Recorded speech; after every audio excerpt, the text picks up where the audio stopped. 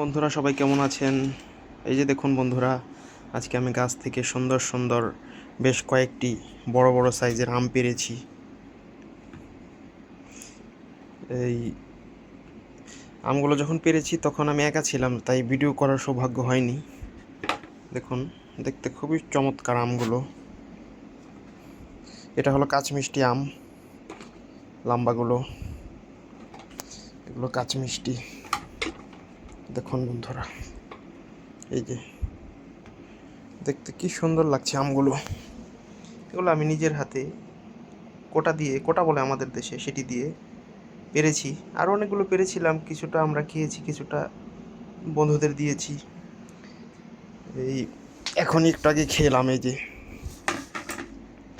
So বন্ধুরা, যদি ভালো লাগে ভিডিওটি শেয়ার করবেন। সবাই ভালো থাকবেন।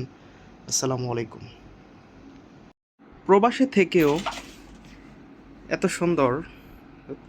ছোটবেলায় যখন পুকুরে গোসল করতে যেতাম, তখন এই ধরনের আম আমরা প্রতিবেশীদের গাছ থেকে পেড়ে খেতাম।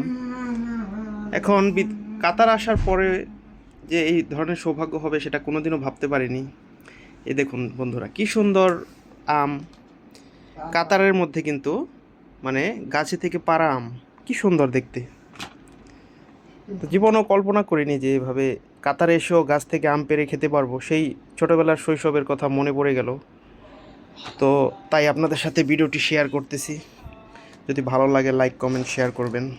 দেখুন বন্ধুরা, অনেকগুলো আম এখানে, বেশ কয়েকটা আম। এই দেখুন, তো একা ছিলাম তাই ভিডিও করার সৌভাগ্য হয়নি আম পাড়ার। তাই রুমে নিয়ে এসে ভাবলাম আপনাদের সাথে একটু শেয়ার করি। এই যে দেখুন, একটা, দুইটা, তিনটা, চারটা। এটা কিন্তু বন্ধুরা কাঁচমিষ্টি আম। আমরা ছোটোবেলায় বলতাম যে কাঁচমিঠা আম, সেই আম। এটা মানে কাঁচা সময়ও খেতে খুবই মিষ্টি, খুবই ভালো লাগে। এই যে আরও বেশ কয়েকটা আছে, অনেকগুলো। আমরা রুমের বন্ধুরা একটা আম খেলাম কেটে, আর দুটো আম আরেক বন্ধুকে দিলাম। এখন এগুলো আছে, আবার পরে খাবো। সো সবাই ভালো থাকবেন। আসসালামু আলাইকুম। ফেসবুক আরে ভাই, একটা হাই দিয়ে দেন।